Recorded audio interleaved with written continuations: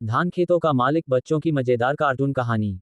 एक बार की बात है, हरियाली से भरे गांव सूरजपुर में एक छोटा सा लड़का रहता था, चिंटू। चिंटू का सपना था कि वह एक दिन बहुत बड़ा किसान बने और पूरे गांव में सबसे सुंदर खेत का मालिक कहलाए। लेकिन चिंटू की एक दिक्कत थी। वह बहुत आलसी था। हर दिन वह खेतों के पास खेलता तो था, पर काम करने का नाम सुनकर ही भाग जाता था। गाय का चेहरा, गुड़िया गाय की सलाह। एक दिन चिंटू खेत में पतंग उड़ा रहा था कि तभी उसकी गाय गुड़िया बोली, हाँ। इस कार्टून कहानी में जानवर बोलते हैं, ओपन माउथ स्माइल। गुड़िया गाय, अगर खेत का मालिक बनना है तो खेत से दोस्ती करनी होगी।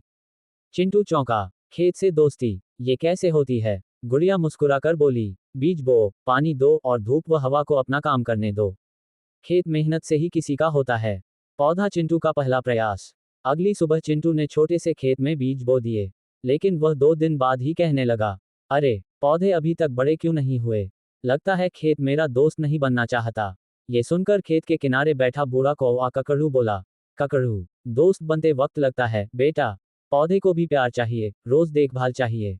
मेहनत का असर। अब चिंटू ने रोज पानी दिया, घास निकाली, धूप में खड़े होकर पौधों की देखभाल की। धीरे धीरे छोटे पौधे बड़े होने लगे। हवा कान में कहती, हम तुम्हारे दोस्त हैं। सूरज मुस्कुराता, मेहनती बच्चों को मैं कभी निराश नहीं करता। धान सपना सच हुआ। कुछ ही महीनों में चिंटू का छोटा खेत गांव का सबसे सुंदर खेत बन गया। गांव वाले बोले, अब असली खेत का मालिक तो चिंटू है। चिंटू खुशी से बोला, अब समझ आया, मालिक वो नहीं जो सिर्फ नाम का होता है। मालिक वो होता है जो मेहनत और प्यार से चीजों को संभालता है। गुड़िया गाय और कौवा ककड़ू दोनों ने खुश होकर कहा, शाबाश चिंटू। जश्न। कहानी की सीख, मेहनत से ही सपने पूरे होते हैं। दोस्ती, चाहे लोगों से हो या प्रकृति से, प्यार और समय मांगती है। काम छोटा हो या बड़ा, लगन सबसे जरूरी है।